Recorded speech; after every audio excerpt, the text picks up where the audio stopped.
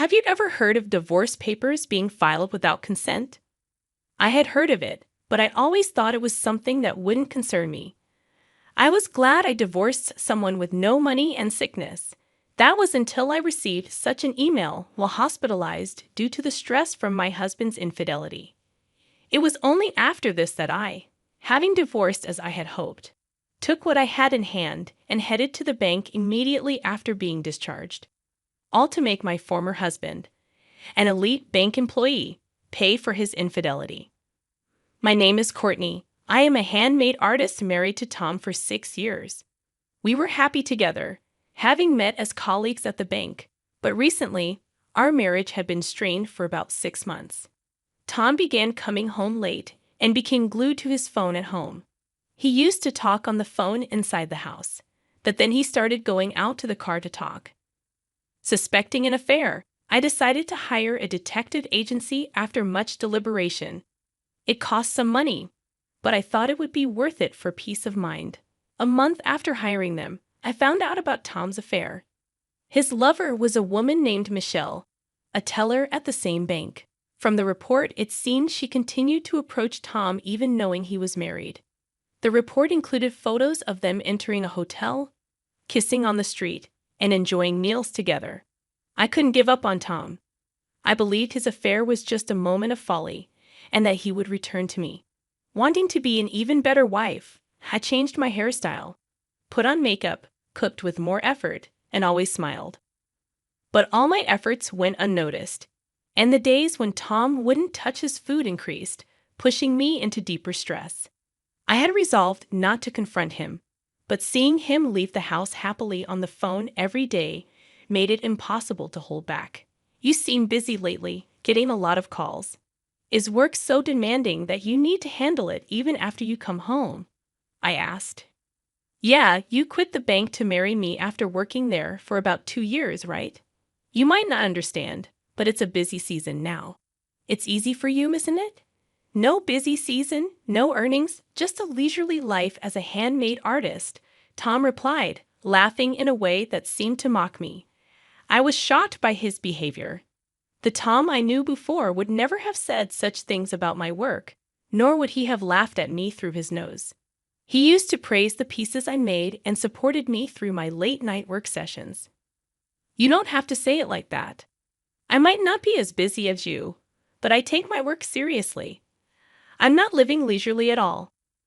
I don't know how much you're earning, but it's definitely less than me, right? I'm paying half of everything: rent, utilities, living expenses, so you can live. It's tough being a woman with no earning power.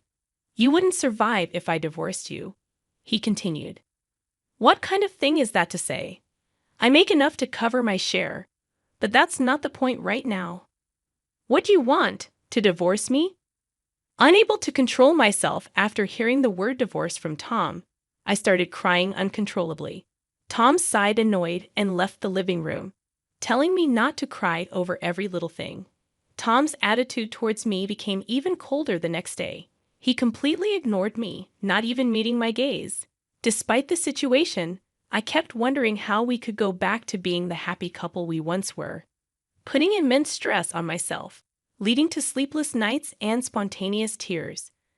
Unable to bear it alone, I met with my high school friend Sophia for advice. Sophia, still single, was a successful career woman.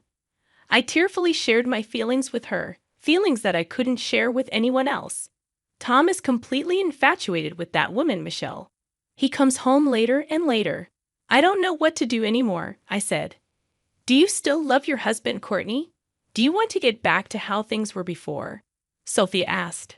I honestly expressed my feelings. It's stupid, but I still love him. I don't want to give up, but everything is so hard, I replied. Just then, I started coughing violently and bent over. I've had asthma since before, and it had worsened due to the stress from my relationship with Tom. I took out my inhaler, but I was coughing so much that I couldn't inhale at all. The relentless coughing made me suffer unbearably. Unable to remain seated, I collapsed onto the floor. Courtney, are you okay? Please, someone, call an ambulance. Sophia called out to me desperately, but I couldn't respond and lost consciousness. When I woke up, I was in a hospital bed. Courtney, thank goodness you're awake. Are you okay? Can you understand me? When I looked toward the voice, I saw Sophia with tears in her eyes, attempting to speak cautiously. I managed to utter thanks despite coughing, expressing my gratitude with just a single word. Sophia nodded while crying and immediately pressed the nurse call button to summon a nurse. Then the attending doctor arrived and explained that due to the severity of my asthma symptoms, I would need to be hospitalized for about a week. With nothing prepared for a sudden hospitalization, Sophia bought me a hospital admission set from the shop and filled out the necessary paperwork. I tried to inform my husband about my hospitalization, but couldn't reach him. Sophia tried calling Tom's cell phone, but he didn't answer. Considering contacting my workplace, I hesitated, fearing their reaction. Eventually, Sophia helped me draft an email, which she sent on my behalf. Sophia stayed until the end of visiting hours and then left. I drifted in and out of sleep due to the medication, constantly checking for any messages from Tom. The first message from him came at 1:00 a.m. If you're hospitalized, there's nothing I can do. I'm busy with work, so I won't visit you. Upon reading that email, I felt truly sad, hurt, and miserable. It wasn't just that Tom said he couldn't come because he was busy, but that he wouldn't come at all, which made it clear to me that he no longer had any love for me. I thought I shouldn't cry, but tears came uncontrollably beyond my will. I didn't reply to the email and just cried until morning. 2 days passed. Tom didn't visit, but Sophia diligently showed her face after work. That's great. You look a bit better. Are you able to eat? I brought your favorite novel, she said. Sophia's lively visits and smiles saved me. I can't thank her enough. Thank you. I'm feeling quite good today. My cough has settled down a lot. The doctor said he'd consider discharging me in about 2 more days. Sophia was really happy and planned for us to go out and eat something healthy after my discharge. As Sophia and I were discussing where to go, I received an email notification. Glad I divorced a broke, sick person. Reading the email from Tom over and over, I couldn't understand its meaning and just froze with my phone in hand, my heart racing and my mind in turmoil. You don't earn much, do you? Falling sick without doing any serious work. Don't make me laugh, wife. Lottery a big failure. So I filed for divorce. Take care, the email continued. Seeing the follow-up email, I laughed unconsciously. It felt like a farce, getting divorced by Tom while hospitalized for asthma. Tears came along with laughter, and I found myself crying and laughing. Seeing me like that, Sophia shook my shoulders in a panic. What, Courtney? What happened? Are you okay? She asked. I handed my phone to Sophia, showing her the emails from Tom. Reading the message, Sophia's face turned red with anger. Look, Courtney, I know you love your husband. And I didn't want to say anything. But maybe it's time to let go, she said. I understood what Sophia meant. Even though she started crying from the emotion, she managed to put her words together. Just divorce him, Courtney. You need to take care of yourself. No matter how much you love him, sorry to be blunt, but you can't be happy with such a crappy man, Sophia said, looking sorry, knowing it was not her place to meddle in marital affairs. But I smiled back at her. It's okay, really. I knew it deep down that it was impossible to continue, but I lacked the courage to divorce, always looking away. But it's over now. I'll divorce Tom when Tom brought up divorce. I was afraid of the separation. I still loved Tom and was scared of how others would react to our divorce. But once I made the decision myself, the fear of divorcing somehow disappeared. I think it's because I could finally think, enough, let's give up. That's the way to go. Let's do it. Let's enjoy being single again. Together, yeah, I added, feeling a surge of relief. Ah, I feel so much better. Thank you, Sophia. Having you here, I'm really grateful, Courtney. You're my precious friend, of course, Sophia reassured me. But then Sophia's expression shifted as she asked, Wait, but how did he manage to file for divorce? Where's your signature? When I explained that we had prepared divorce papers just in case when we got married, she grew visibly angry. I see. So he just pulled those out, filled in his part, and submitted them. It might not be a forgery, but it's still appalling, she remarked. I was afraid of being divorced by Tom in such a state, so I had hidden them in the room. He probably found them and submitted them. Now I'm actually glad he did it. I couldn't decide to divorce Tom because I still loved him. But now it's different. As Tom's feelings for me have vanished, so have mine for him. I'm not foolish enough to keep loving someone who does this to me, I explained. Tom still sent one-sided messages like, "You probably don't have any property, and I don't want to give you any of my money, so we're not dividing any assets. The house is in my name, so get out. I'm being kind by giving you until the end of the month. I don't want to bump into you, so I won't return until after the month is over. Make sure you clean the room before you leave." Honestly, at this point, I was in a state of disbelief. What is this guy even thinking? I laughed again, showing the email to Sophia. "Look, Sophia, now I've lost the house too. What should I do? Going back to my parents is too far. I had no intention of staying in that house, and there were my valuable handmade parts to consider. Transporting them would probably fill an entire room. The right size, security, rent. Could I find a perfect place that quickly? I pondered. Sophia smiled. "Have you forgotten where your best friend works? Don't worry, dear customer. I'll find the perfect room for you," she reassured me. "Sorry, I really forgot." "That's right, Sophia. Please help me," I said gratefully. Sophia, being a capable woman who worked in real estate, brought various property listings to my hospital bed. Spreading them out and explaining them to me until my discharge, we managed to find a place close to my preferences. Since I needed certain documents I couldn't get until after discharge, I decided to stay at Sophia's place in the meantime. I'm really sorry. I apologized to Sophia, feeling grateful for her support and guidance during such a difficult time. "I keep causing you trouble. It's okay. I have good sales, right?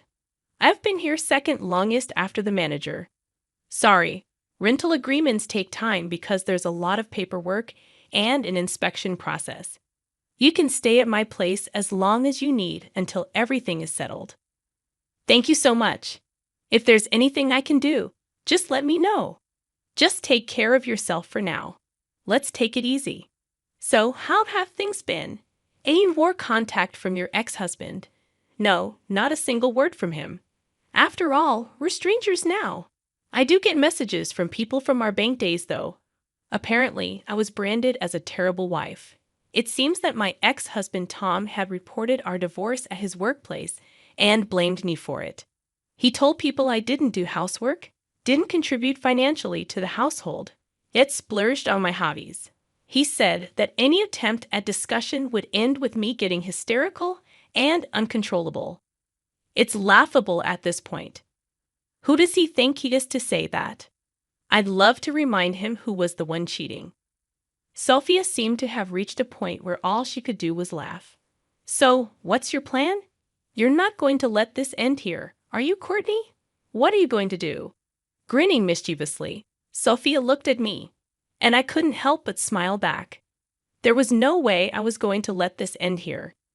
Tom had his turn doing whatever he pleased, but now it's my turn. Of course, I have no intention of holding back against a man without sincerity and a woman who meddles with a married man. I have quite a few things in mind, so look forward to it. Just you wait, both of you. Enjoy your peaceful newlywed life while you can. I had already started planning my revenge against the two of them. 2 days after my successful discharge, Sophia drove me straight to the bank where my ex-husband Tom and his new wife Michelle were. Upon entering the bank, I saw Tom in the back. It had been a while since I last saw him. About a month and a half had passed since I was hospitalized, and he filed for divorce. I thought I would be furious seeing him, but I wasn't. Then, looking for Michelle at the counter, there she was, sitting there with a composed face. Although she had taken my husband away, I took a number and waited for my turn. Fortunately, I was called to Michelle's counter. She greeted me with a welcome, and I responded with a smile. Hello, I'm sorry to bother you, but I'd like to cancel a bank account. Certainly. Is it just one account you wish to cancel? I took a deep breath and projected my voice. No, not just one. I'm here to cancel accounts for all 800 employees of my company. The counter buzzed with whispers at my declaration. Tom looked over, shocked at what he saw. He seemed to want to say something, his mouth opening and closing. All 800 accounts? Michelle was flustered at the counter, and I couldn't help but feel a surge of laughter. Canceling 800 salary accounts would be a significant loss for the bank. It's not just about losing deposits. With interest rates being low, banks count on transaction fees and salary transfer fees for their profits. Losing that is a big deal. Yes, all of them, please. Proceed, I said as I handed over the corporate account documents. I made my request. What the hell are you doing, Courtney? Did you just say something about a company with 800 employees? What's that about? Tom approached the counter, his behavior causing a stir among the other customers in the bank. Oh, long time no see. How have you been? I said calmly. What do you mean? It's exactly as I said. I've been a company president even when I was married to you. It's a handmade business, so I'm both an artist and a president. I spoke the truth at the counter. You're a president? What? I didn't know that. You never said anything about that when we were married, Tom exclaimed. No, I didn't. You used to mock me for being a failing handmade artist, right? I earn more than you do. I didn't want to hurt your pride, so I kept it to myself, I retorted. Michelle, who had no idea who I was, looked at me in shock. She whispered softly, wondering if I was really the person she thought I was. Hello, I'm his ex-wife. Please proceed with the cancellation quickly, I said firmly. Tom and Michelle were frozen, not knowing how to react to the unexpected situation. Then I heard a familiar voice, Miss Courtney, it's been a while. You seem well. There stood Mr. Johnson, my boss before I married Tom. He was a strict person, and many of my peers found him difficult, but I liked him. He was as strict with himself as he was with others. Mr. Johnson, it's been too long. You look well too, I replied, momentarily forgetting why I was there, happy to see Mr. Johnson. Yes, I'm doing well. Tom told me about the divorce, and I've been worried about you. It seems you've been through a lot. How about we talk in the back room while we wait? Mr. Johnson suggested. Of course. These two and I will be there, I replied, glancing at Tom and Michelle. Mr. Johnson's gaze was sharp. It was probably about my divorce and Tom's remarriage to Michelle. Their faces, which were red a moment ago, turned pale. They seemed to be having a busy day changing colors like that. I don't mind at all. I'd love to catch up with Mr. Johnson, I said, smiling. Great, let's go to the reception room on the 3rd floor. You too, come along, Mr. Johnson said. We headed to the 3rd floor where the customer reception room was located. Mr. Johnson opened the door for us, and we entered into our seats. It's really been a long time, Mr. Johnson. I feel regret for meeting under these circumstances, I said honestly, and Mr. Johnson smiled back. No worries. I was surprised by the situation, but I'm glad to see you're doing well. I was shocked to hear about the divorce from him, and even more so about his quick remarriage, Mr. Johnson said, glancing at Michelle and continuing, and I don't believe the divorce was your fault, as he claimed. Wait a minute, Mr. Johnson. Are you implying that we're to blame? Is that not the case, if I'm wrong? Tom interjected. I apologize, but you see, I've taught her about work for several years. She was always the most meticulous, organized when it came to cleaning. And if I recall correctly, she used to bring homemade lunches every day, right? Mr. Johnson asked me. His precise recollection of these details from years ago made me feel appreciated for my efforts.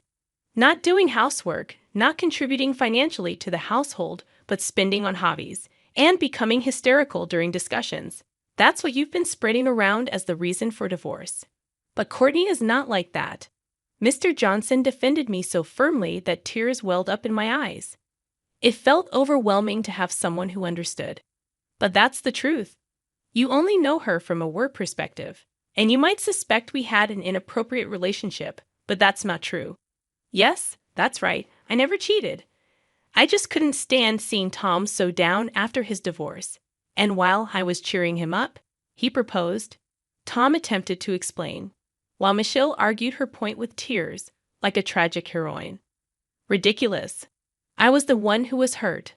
I interjected, taking out a document about the thickness of a notebook from my bag. Would you like to see this, Mr. Johnson? You too can look as well. Oh, but perhaps there's no need. You're probably well aware of what's in it. I handed over the investigation report from the detective agency to Mr. Johnson, who took it while smoothly dodging Michelle's attempt to grab it. Sit down and be quiet. Mr. Johnson's stern command silenced Michelle, who shrieked and clung to Tom. What is this? You said your wife was too stupid to notice anything. This is not what you told me, Michelle, Tom exclaimed, attempting to defend himself. It's not like that. She really is stupid. I never thought she would do something like this, Michelle added, calling me stupid. Too much, aren't you? Just as I was about to retort, Mr. Johnson's furious shout exploded. The idiots here are you two, cheating on your wife, Tom, and you, Michelle, getting involved with a married man, playing the victim. You two are the offenders, and Courtney is the victim. Thank you for saying everything I wanted to say. It feels refreshing. But may I add something? I asked, feeling empowered by Mr. Johnson's strong support. Of course, say it. I won't stop you, Mr. Johnson encouraged. Grateful for Mr. Johnson's strong support, I continued. He nodded at me vigorously and began reading the report with intense focus, his frown deepening. You called me stupid, but do you think a stupid person can run a company?